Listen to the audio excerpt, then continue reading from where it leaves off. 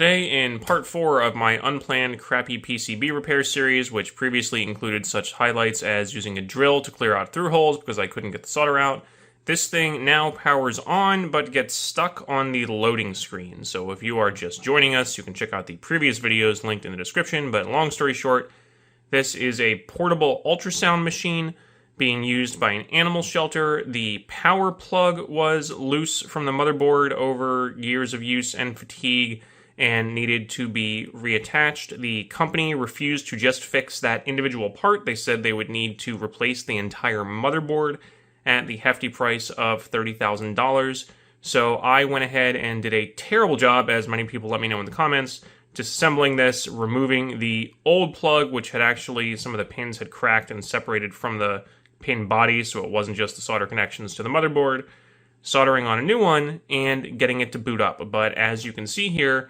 it now gets stuck on this loading screen, which supposedly it is usually only on for 10 to 30 seconds, and does not boot up all the way. So, assuming that something got messed up through all the hard power cycling and who knows what else I may have done to the interior of this thing, we contacted the company to ask if there is any way to reflash the firmware or boot it from USB. There's actually USB ports on one side of this thing.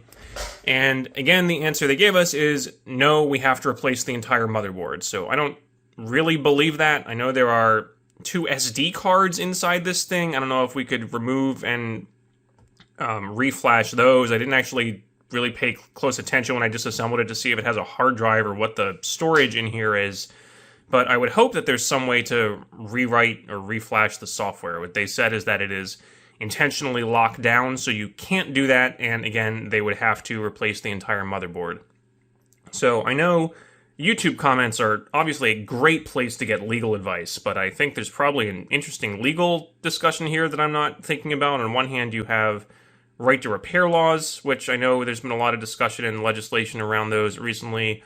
On the other hand, at least for human medical equipment, I assume there's all sorts of liability stuff where if you have people just doing a shoddy job disassembling things at home and repairing them, then that's just a lawsuit waiting to happen in a human medical practice. What's interesting, if you look at the label on the bottom of this thing, it's from a company called Vet Imaging, so I assume this is veterinary use only. So I don't know if the legal implications are different. Again, I'm trying to repair this for an animal shelter that doesn't really have the budget to just go buy a new one. So no idea if all the right to repair and medical equipment stuff is different for veterinary medicine than for human medicine.